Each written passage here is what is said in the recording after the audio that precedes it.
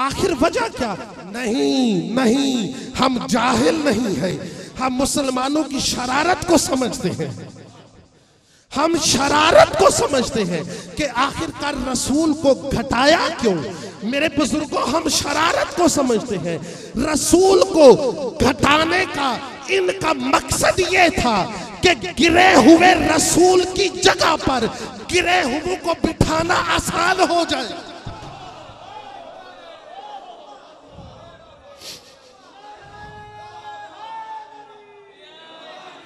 मेरे पीछे बैठे हुए भाई,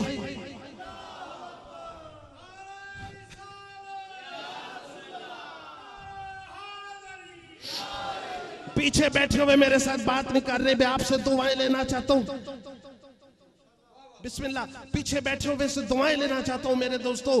पता चला शरारत असल में यह है कि रसूल को इतना घटाओ कि जिनको बिठाना चाहते हैं रसूल की जगह पे उनके लिए जवाज बन जाए। लेकिन हम कहते हैं रसूल को बढ़ाओ, रसूल को वो बयान करो जो रसूल है। क्यों?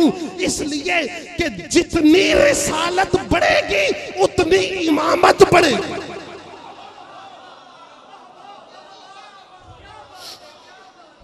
मेरे नौजवान भाई, मेरी बात समझ नहीं आ रही? जो कॉलेजेस और यूनिवर्सिटी में पढ़ते हैं, मेरे साथ बात करें मेरी मिल्लत के नौजवानों। शिया है या चाहे कोई सुन्नी है, मैं किसी को शिया करने नहीं आया। शिया हो जिसकी किस्मत में है। वैसे भी अली कोई ऐसी वैसी चीज तो नहीं जो हर ऐरे गैरे को मिल जाए।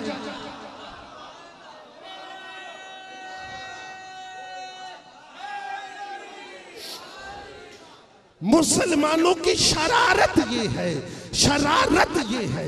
हम इसीलिए तो हम कहते हैं मेरे भाई कि रसूल जितना बढ़ेगा उतनी इमामत बढ़ेगी। अब देखें मेरे नौजवान भाई, मेरे बुजुर्गों, किसी ऐबदार चीज की कसम नहीं उठाई जाती। मैं बड़ा जुमला मेरे भाई अर्ज करने लगा हूं। किसी ऐबदार चीज की कसम नहीं उठाई जाती। मैं बाहर जा रहा था, एक ऐसा बंदा मुझे मिला जो माजूर था। मिसाल दे रहा हूं, मैंने उसे कहा भाई तेरी लंगड़ी टांग की कसम।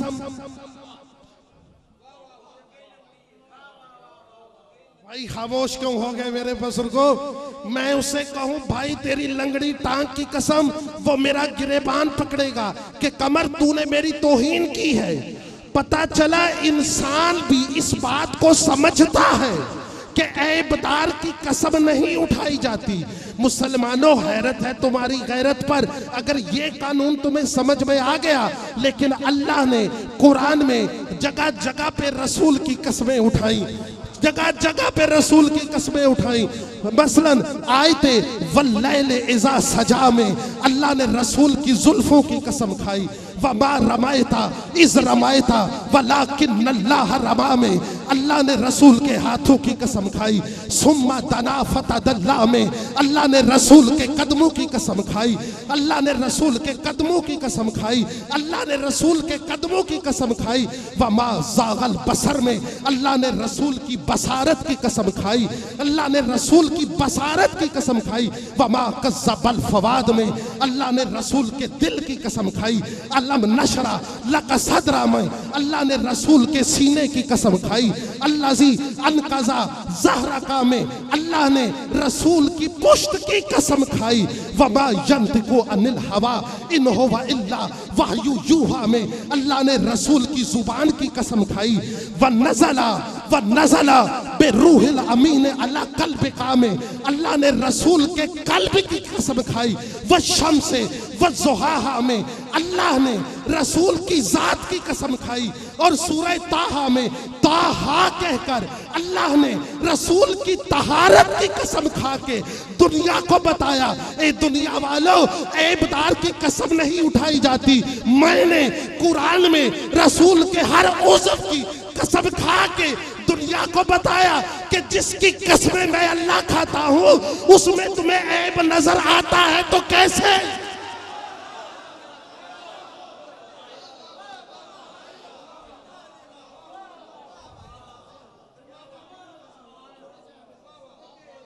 समझ आ रही है मेरे दोस्तों, समझ आ रही है मेरे गुफ्तगू की।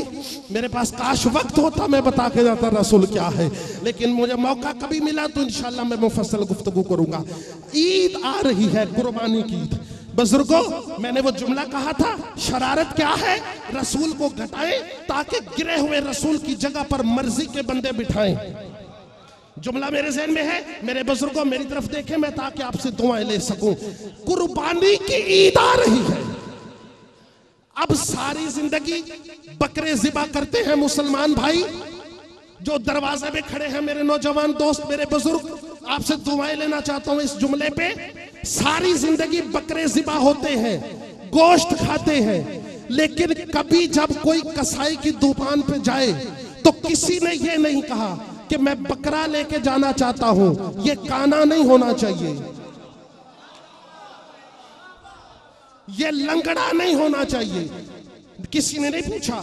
लेकिन जब कुर्बानी का बकरा लेने के लिए गए तो पहले कहा भाई कुर्बानी करनी है, ये बेऐब हो। मेरे दोस्तों, मेरे बुजुर्गों, मैं कुछ कहना चाह रहा हूं, मेरे भाई कुछ कहना। जब कुर्बानी का बकरा लेने गए तो कहा कि भाई बेऐब हो। क्यों? सारा साल खाते रहे, कभी नहीं पूछा। अब कुर्बानी की बारी आई तो कहते हो बेऐब हो। तो जवाब मुसलमान भाई ये देंगे ना, जितने गुजरावाला में मौलवी हैं, सर पे कुरान रख के मेरी बात का जवाब दें। ये देखो इस भाई की आंखें बंद हो रही हैं। मेरे भाई इसे जगाओ, मेरे भाई इन बुजुर्गों को जगाओ। कुरान सर पे रख के जवाब दें। सारा साल तुमने कभी नहीं कहा बकरा वो देना जो बेऐब हो, लेकिन कुर्बानी के लिए वो मांगते हो जो बेऐब हो। तो मौलवी कहेंगे बात ये है कि जो दुम्बा इस्माइल के लिए आया था जन्नत में वो था बेऐब।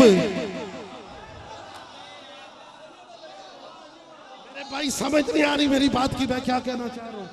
वो दुम्बा था बेऐब। ये जिसको हम कुर्बान करेंगे ये कुर्बान हो रहा है उस बेऐब की जगह पे। तो बेऐब की जगह पे बेऐब आए।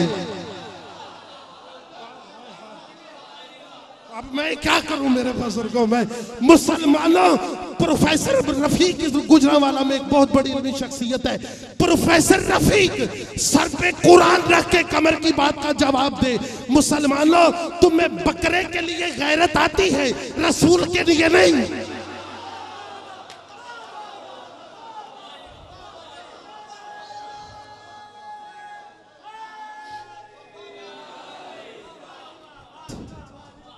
जवाब दो मेरे भाई, जवाब दो।